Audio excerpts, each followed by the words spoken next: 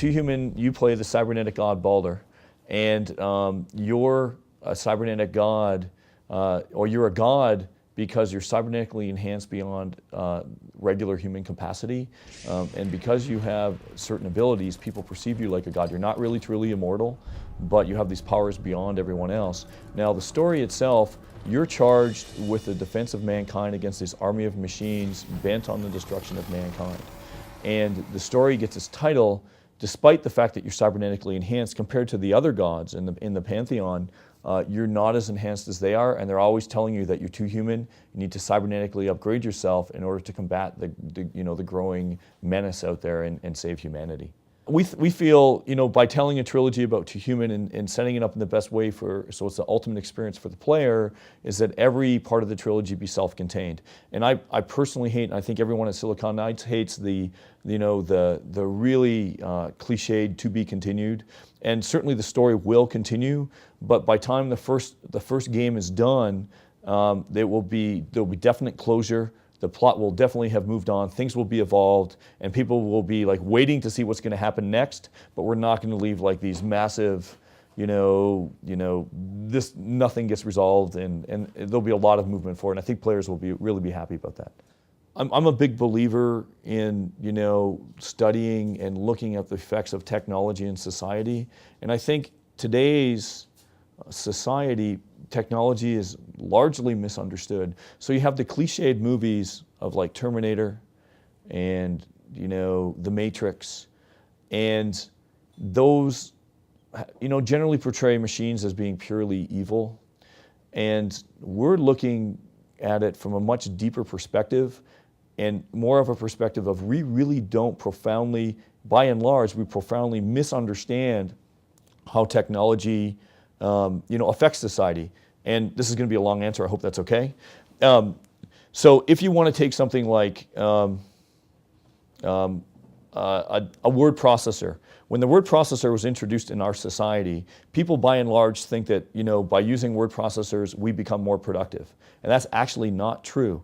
And there's been a lot of studies shown that when memos were sent around in the office place, that it used to take 10 minutes to type up a memo saying that, there will be, Monday is off, it's a statutory holiday. Now with word processors, we have to have flash graphics, pretty colors. So generally to send out a memo now, it now takes anywhere from 2 sometimes to 4 hours, depending on how fancy they want to get. So what we've been able to do is become more productive, but it's also sucked more time out of us. So this whole mythology of people saying better technology is going to enable us to save time, it's actually the opposite. So it's principles like that we really want to explore in Too Human. So when you upgrade yourself cybernetically, what is that really going to do to you? And yes, there's going to be some pluses and some minuses. And when you have an onslaught of army of machines coming to wipe out mankind, there's got to be a reason besides simple hatred, doesn't there? There's got to be something going on. And it's those kind of things that we really want to look into and really want to explore for the player. So that's how I think we're handling it differently. Norse mythology is, in my opinion, one of the best mythologies out there, and the reason on several levels. Generally, Norse mythology has not been explored a lot, but the other thing that I found tremendously interesting about Norse mythologies is that they were very fatalistic, and if fans of us who know that we have no hesitation on killing players or killing characters, and gods may die, and in the mythology, gods die. Gods can die. And the whole idea of the Norse and the Vikings and the way they thought about the world is they lived under very bleak and harsh environments. It wasn't a matter of, whether they were going to die. Their whole idea was dying in combat in order to go to Valhalla so they could fight more and feast every night and get ready for the end of the world and fight the final battle. So it's totally fatalistic. And all the ideas of Ragnarok with the gods and Odin always foretelling that these are going to happen, things with the Norns, that is just so interesting to us, and we really think that tale needs to be told in a way that's digestible for people with a new spin on it, and it's those kind of things that we just want, well, this is just the perfect mythology. Definitely we've learned a lot of things from Eternal Darkness and Metal Gear. I think one of the biggest things we learned is get the player in the action right away. Now, as far as similar game types, I think it's safe to say we've never created a game with this type of gameplay before.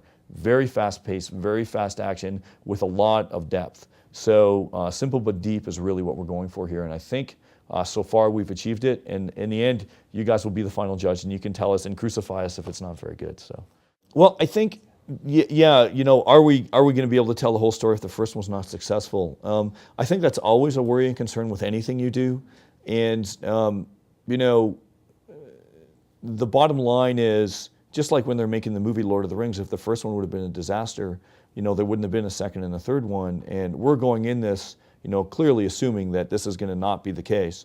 You know, we're working closely with Microsoft, which is one of the, you know, I have to say is the perfect partner for this project. They really understand online games. They really understand large projects and how to, like, they're Microsoft, so they know what it's like to have 10,000 people on a project. So this type of project that's very large in scale, you know, the biggest project we've ever worked on, we're coordinating in such a way that, you know, we're making everything the best it can be to sort of provide the perfect experience. So there's always that possibility, but if things continue like they're going, I think that's a very small possibility. I think we're looking at some pretty good stuff.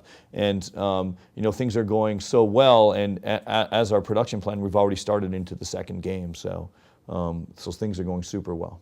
I think, you know, we're, as a developer, we really like to collaborate with our partners, and collaborating with Microsoft has been just, I have to say, probably you know, the most surprising and rewarding experiences, you know, we've ever had. We had, you know, we coming, you know, from Nintendo, who are very, very much into gameplay, going to, you know, a company like Microsoft, where really, you know, we knew some of the people there from Nintendo, like Ken Lobb, who's awesome.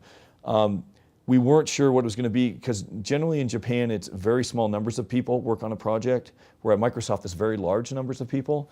And we weren't sure how that transition was going to go, but it has been awesome. So they have, you know, experts in every, you know, field of gameplay and art direction and, you know, production, you know, you name it, online. And because we're very open and very collaborative, we're finding that the information is just flowing so quickly. And what we always like to do when we partner with people and our partners in other groups is just make it one team. And Microsoft actually is the perfect partner for that. And from a perspective of, they really enjoy that level of collaboration as well. And they're very, very good at it, and they're used to it because that's how all their projects are run. So it's actually been awesome, and we're very excited about it. I really think that technology, the perceptual threshold of people, what they see with different technologies, is getting smaller and smaller. So the difference that they're going to notice between, you know, the PS3 and the 360 are going to be so minor and small, I don't even think the average consumer is going to be able to notice anymore. So what you're going to start to see is the commoditization of technology, where really the technology becomes less and less valuable. So that all the most important things are going to become the software. And when that happens, people are really going to start focusing on content. Silicon Knights has been thinking about content for a long time, but I think the whole industry is going to move that way. And when we see that, we're going to see a boom in the industry, a complete paradigm change, where it's not going to be questioned whether video games are art anymore, but it's going to come down to the point of people going, what's this game about? I think you're going to stop seeing first-person shooter games, and you're going to start seeing this is an action game, this is a horror game, this is a suspense, this is a love story. And you're going to start seeing those typical, you know, content-based categories. And that, I think, is probably going to happen in the next 10 years. I think people are going to start to see this generation of production value and video games really become the dominant art form of entertainment for this generation of our generation and for this century.